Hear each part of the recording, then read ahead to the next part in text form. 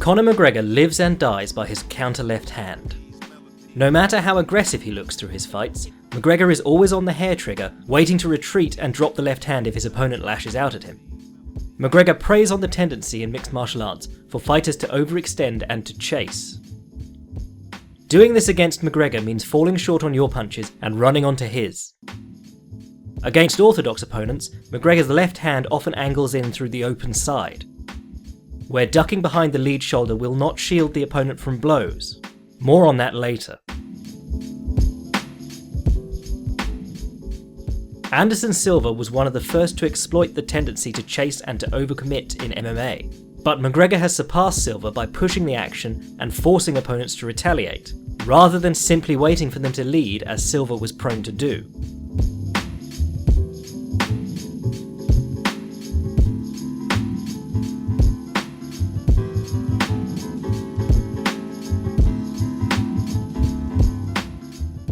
Even when leaping through the air or spinning through a wheel kick, McGregor's mind is always on his money punch, and he does an excellent job of always being in position to counter. Perhaps there is even something to this so-called psychological warfare, as McGregor convinced Jose Aldo, an incredibly conservative and cautious fighter, to open up and swing at him within seconds of the opening bell. It was here that McGregor's left hand claimed its most accomplished victim, sending the decade-long champion to the mat in just 13 seconds. Offensively, McGregor's left hand is helped along by his kicking game.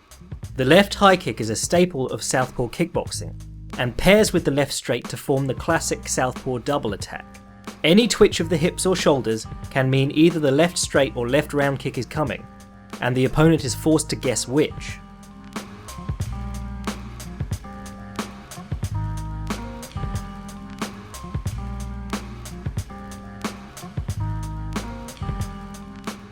The genius of this simple pairing is that the standard evasions for the southpaw left straight are to slip and escape to the elbow side,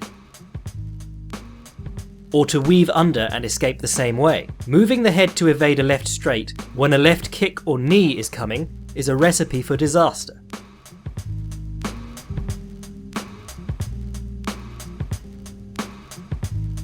McGregor constantly goes between the left high kick and left straight to keep his opponent upright and an easy target for the punch. When the opponent keeps their forearm high and rigid, worrying about the high kick, it also becomes easier to slip the left straight through without it being blocked or parried. Another important weapon in McGregor's toolkit is the front snap kick. A long linear kick, this makes the most of his height advantage over many opponents. Striking into the solar plexus, this kick rapidly takes the wind out of any opponent who lingers on the end of McGregor's range. Not only is this kick valuable as a weapon of attrition, it forces McGregor's opponents to close the range, serving up that left-hand counter. McGregor's long bladed stance means that his lead hook is not often a threat once the opponent circles past his lead shoulder and foot. In boxing, McGregor would be unarmed once the opponent circled past his lead shoulder, but in mixed martial arts, McGregor can use turning kicks to meet his opponent as they circle. The back kick to the midsection is a powerful body blow that can be set up in this way.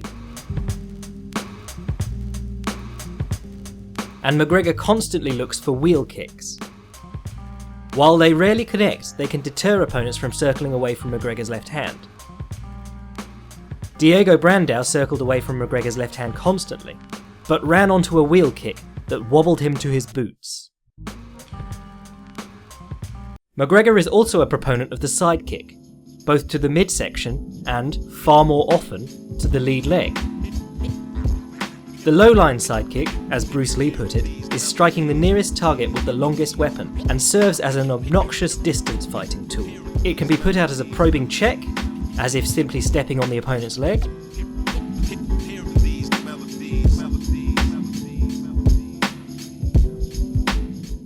or stomped in as a power strike. The low-line sidekick sets up McGregor's jumping switch kicks.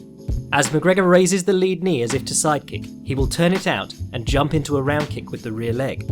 Against the rangy Max Holloway, McGregor kept Holloway beyond boxing range with the low-line sidekick, and closed the distance on his own terms with the jumping switch kick both to the head and the body. Against the squat Dennis Seaver, McGregor found that his kicks were flying over Seaver's head as Seaver ducked. Adapting on the fly, McGregor began leaping in with the knee instead.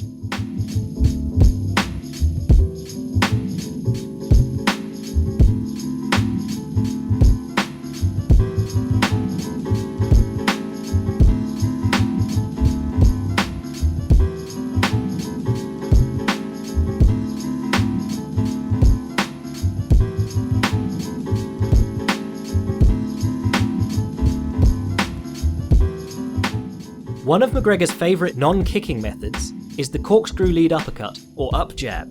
This is used in southpaw versus orthodox engagements to raise the opponent's head and move into a dominant angle, setting up the straight. It was a favourite of Marvellous Marvin Hagler, but no one relied on it quite as much as Prince Naseem Hamed. Notice the hop during the uppercut. The lead foot is jumped into position outside of the opponent's, placing Naz's head outside of the lead shoulder. This in turn lines up Naz's left shoulder with the opponent's centre line, shortening the line of his left straight. Now watch McGregor's feet achieve the same angle.